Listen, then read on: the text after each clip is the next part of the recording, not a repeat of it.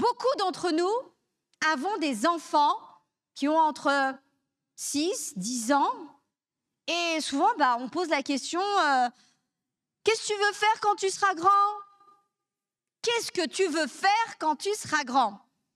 Croyez-moi, si votre enfant vous dit « je ne sais pas », n'allez pas consulter un psy. Il va très très bien. Au contraire, c'est lui qui a tout compris. Parce que les métiers, déjà qu'ils évoluent rapidement, mais que dire à l'heure de l'IA? Un véritable bouleversement. Donc, cette conférence me tient énormément à cœur parce que, tout d'abord, elle sera présentée par une personne de très grande valeur. Un ancien ministre de l'Emploi de la République tunisienne qui, dès les années 80 et 90, était un grand visionnaire et a travaillé énormément sur l'adéquation du monde universitaire et du monde de l'entreprise. Évidemment, notre expert est consultant en transformation digitale et a bien évolué et a confirmé toujours sa première position. Les métiers d'aujourd'hui seront-ils là encore demain? Est-ce que les métiers d'aujourd'hui pourront nous satisfaire demain? Quel est le futur du métier, le métier du futur? Je vous prie d'accueillir chaleureusement Monsieur Slim Etletli. Applaudissez, je vous prie.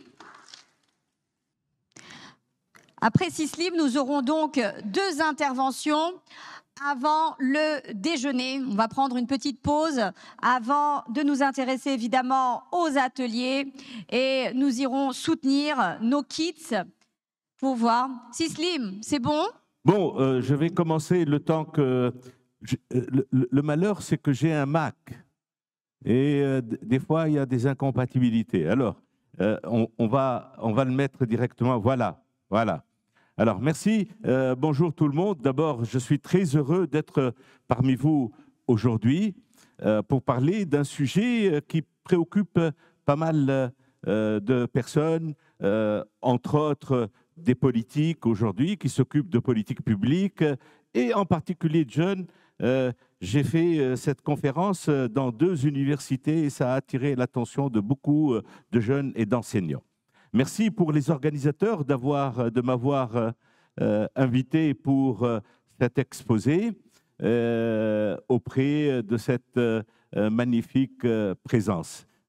Alors, le titre de mon exposé est « Les métiers du futur et le futur des métiers ».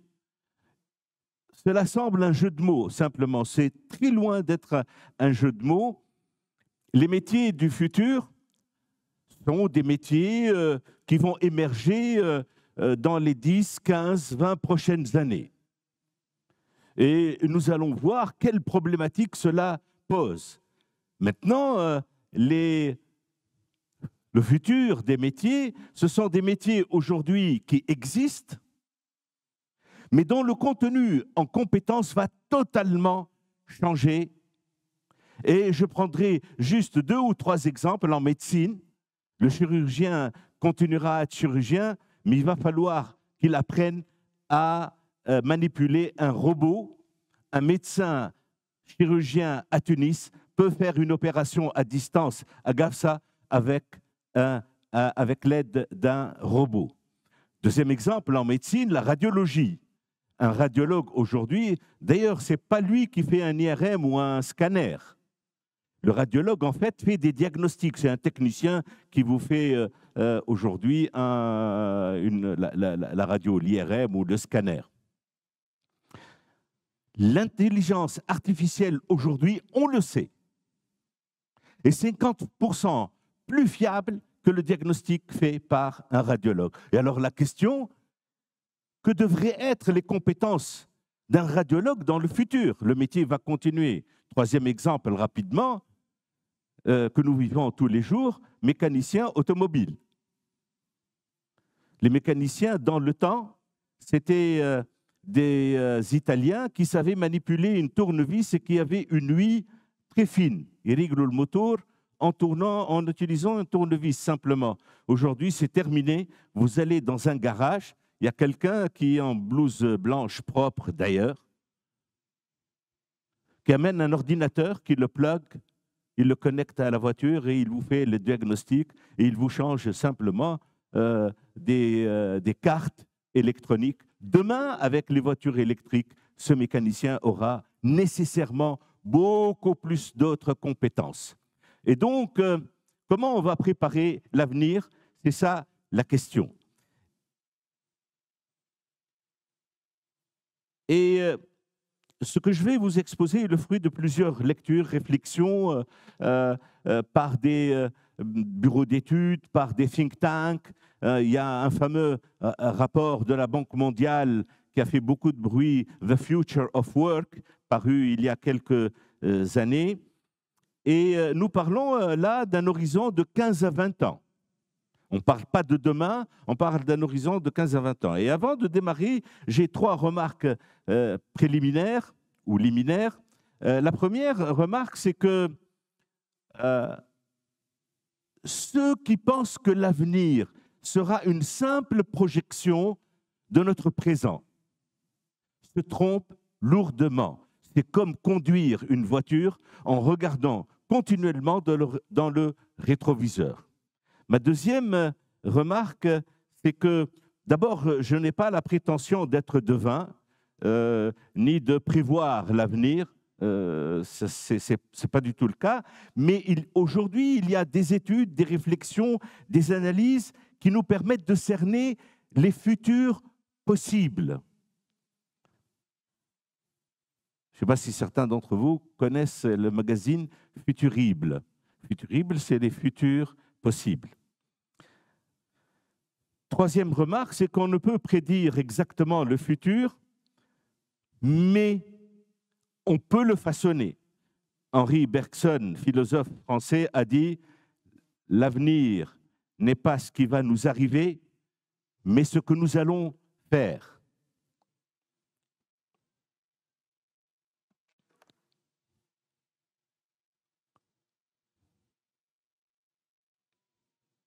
Voilà. Alors, donc, je citerai simplement 2 ou 3 références importantes. En fait, mes références sur cet exposé sont multiples.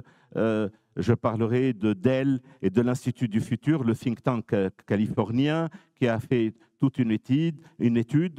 Le livre de Darrell West, The Future of Work. La même chose aussi de l'étude de la Banque mondiale que je viens de citer. Donc voilà le sommaire qui va nous guider. Alors, quel est le contexte de notre réflexion? D'abord, nous vivons dans un monde en transformation profonde et...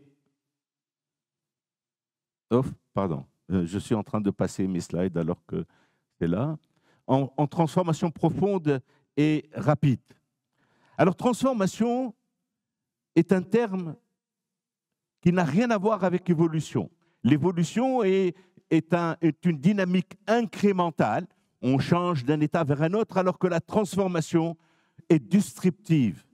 On est aujourd'hui, si j'utilise le mot évolution, dans une évolution qui est en rupture totale par rapport au passé, et il va falloir absolument le comprendre.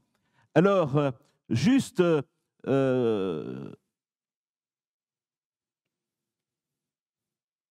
quelques chiffres.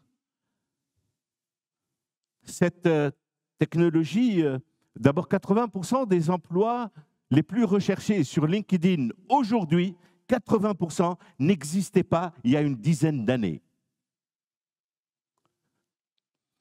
50% du top 500 entreprises auront disparu dans 10 ans. Et 85% des emplois en 2040, 85% des emplois en 2040 n'existent même pas aujourd'hui. Ces transformations sont générés aujourd'hui, accompagnés par les NBIC. NBIC, N, nanotechnologie, B, biotechnologie. Le I, c'est les technologies de l'information. Et les C, c'est aujourd'hui la technologie cognitive, les neurosciences. Ces technologies sont en train de converger fortement et vont constituer le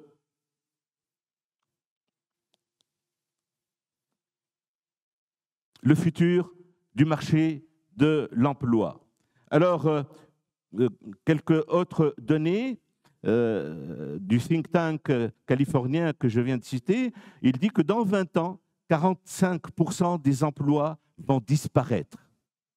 Évidemment, on va en créer d'autres, mais 45% des emplois actuellement, c'est-à-dire des compétences actuelles, ne seront plus utiles. 2/3 des écoliers de la maternelle, aujourd'hui, ceux qui rentrent dans l'école primaire, leur première année maternelle, école primaire, 2/3 aujourd'hui vont être dans des emplois, des métiers qui n'existent pas aujourd'hui. Et alors, évidemment, est-ce inquiétant? Et quelle est la question qui se pose? Quels sont les impacts de ces transformations? Il y a 2 questions importantes sur la dynamique du marché de l'emploi et quelle est l'ampleur de ces impacts. Là, il y a 2 thèses, les optimistes et les pessimistes.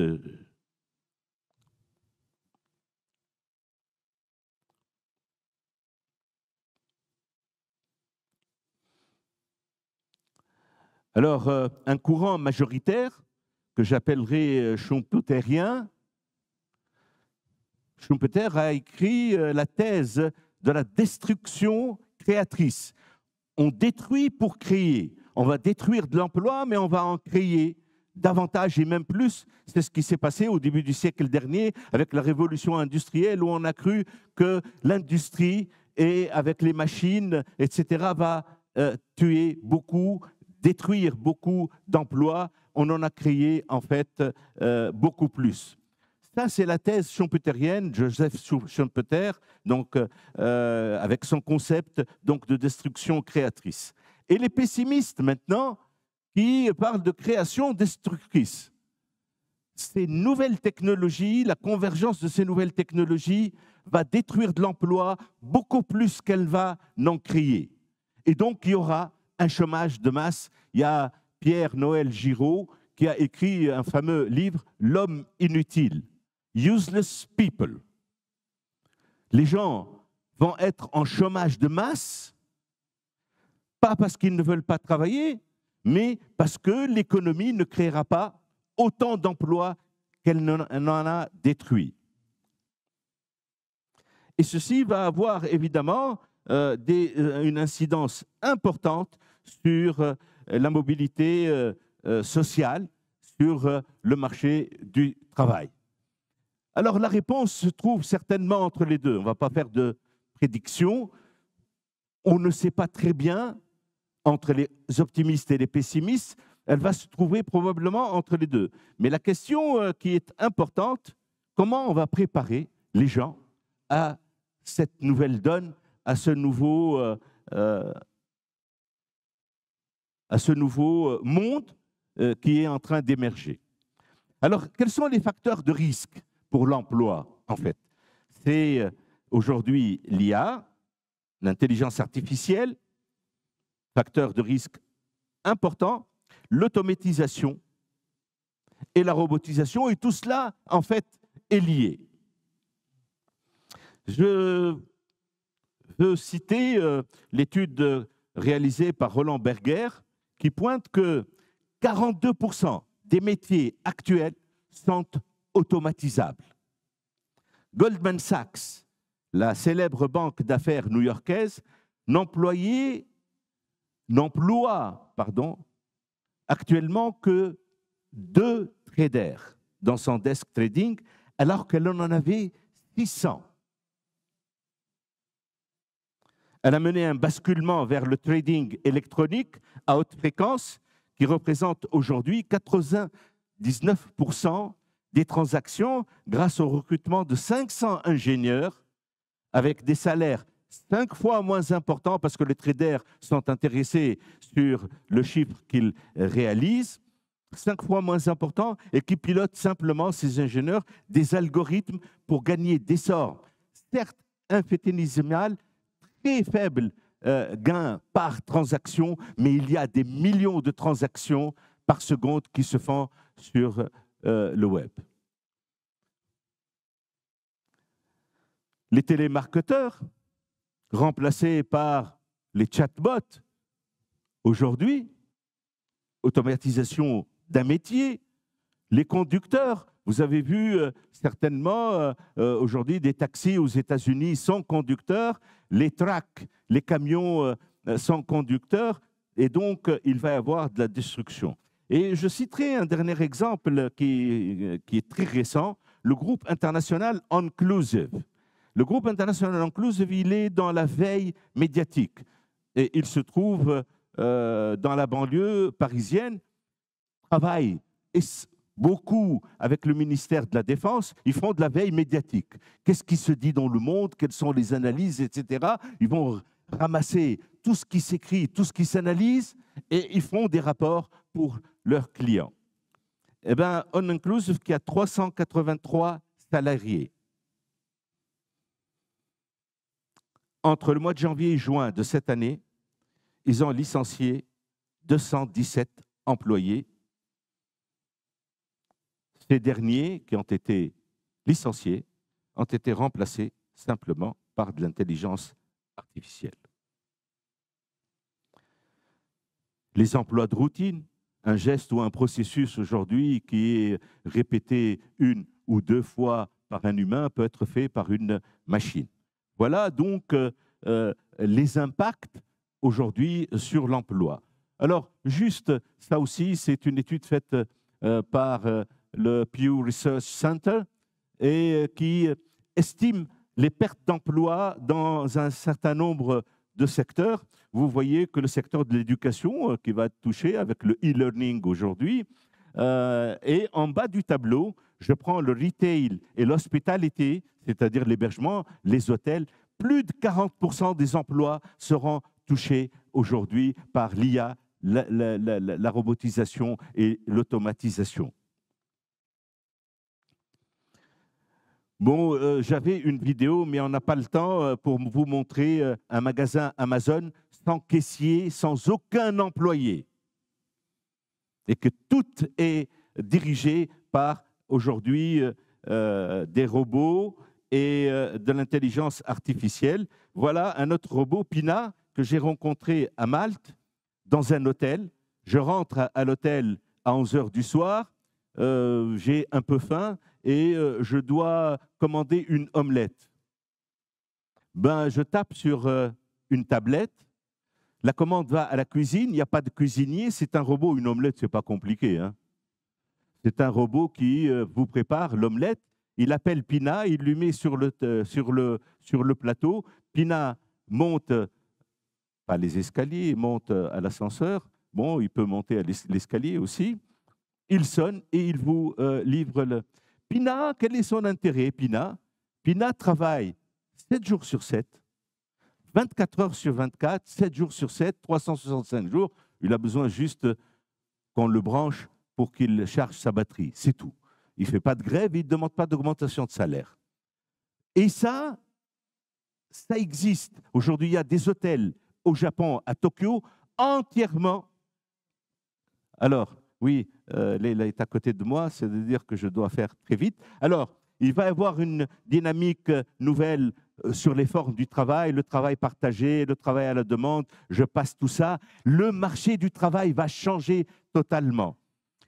Et c'est la fin de l'emploi à plein temps, la nomadisation. Il y a des études qui montrent, Jeremy Rifkin d'ailleurs, montre que grosso modo, dans une carrière, on va changer 12 fois de job au cours de sa carrière professionnelle. Excusez-moi, je vais utiliser un mot que seuls les Tunisiens comprennent. Mosmar Fihit, c'est terminé. dans le futur. Vous allez changer 12 fois de travail au cours de la prochaine étape. Alors, quel est l'enjeu pour l'apprentissage? J'ai 2 minutes, je termine. Quel est l'enjeu pour l'apprentissage? Formation initiale. Évidemment, il va falloir qu'on imagine autre chose, et je vais vous dire quoi. Évidemment, décloisonnement de l'université et de l'entreprise, et surtout, voilà le maître mot, comme on est dans une dynamique d'obsolescence rapide des connaissances et des compétences, il faut qu'on aille vers le LLL, qui est Life Learning, Long Life Learning. Apprendre tout au long de la vie. Et donc, quand on dit décloisonner l'université ne sera pas le lieu où uniquement des étudiants vont aller étudier, mais c'est aussi recevoir aujourd'hui des cadres qui veulent améliorer ou acquérir de nouvelles compétences. Alors, quelles sont ces compétences? Je passe très vite. Je reviens. Juste là, les compétences scientifiques et techniques, mathématiques, algorithmes, statistiques, analyse de données, c'est juste des exemples. Et les domaines qui vont s'appliquer, soit data scientist, cybersécurité, tout à l'heure, j'ai donc suivi une intervention sur ça, télémédecine, système d'information de santé, environnement, management, tout ça. Voilà, donc les fondamentaux. Alors, mais j'ouvre juste une parenthèse pour dire que nous sommes aujourd'hui 40% des bacheliers sont scientifiques, 60% sont dans d'autres matières qui n'ont aucun intérêt pour le futur, et il va falloir transformer tout cela. Les compétences transverses, évidemment, ça c'est des compétences importantes. J'en citerai que 3. L'aptitude à la collaboration, le travail d'équipe est fondamental, est important pour le futur. On n'innove plus tout seul. Les chercheurs qui sont dans leur coin à trouver quelque chose, c'est terminé. Aujourd'hui, l'innovation et la création se fait en équipe. L'intelligence sociale et émotionnelle, ce qu'on appelle aujourd'hui l'empathie, aujourd'hui c'est fondamental. L'analyse et la résolution de problèmes, apprendre à résoudre des problèmes. Voilà des compétences qui sont importantes. 2/3 des gens qui ont quitté leur boulot pour le changer, c'est une enquête récente, disent c'est parce que l'environnement, en termes d'empathie, d'ambiance sociale dans l'entreprise n'est plus viable et ils partent. Ce n'est pas pour des raisons de salaire. Fondamentalement, voilà qu'il faut que les gens acquièrent dans le futur. Alors, j'ai terminé. Voilà. J'ai terminé, pardon. Mais je voudrais vous raconter une anecdote. Alors, on finira sur cette anecdote. Anecdote. J'ai une parente qui a 15 ans et qui vit à l'étranger. Oui. Et cette jeune m'a montré quelque chose. On lui a demandé de préparer une présentation sur le cancer du sein. D'accord. 14-15 ans d'âge. Ouais. Et on a désigné un groupe de 3 pour le faire. C'est quoi cette histoire, cancer du sein? C'est quoi le cancer du sein? Quelles sont ses causes? Comment faut-il faire de la prévention? C'est ça. Des choses comme ça. Et après, j'ai compris pourquoi on lui a donné cet exercice. En fait, ce n'est pas pour savoir ce que c'est que le cancer du sein et comment on le traite et comment on fait de la prévention. Non. C'était 2 choses. Comment apprendre à apprendre? Comment aller chercher de l'information? Et deuxièmement, comment travailler collectivement à 3 pour produire un document.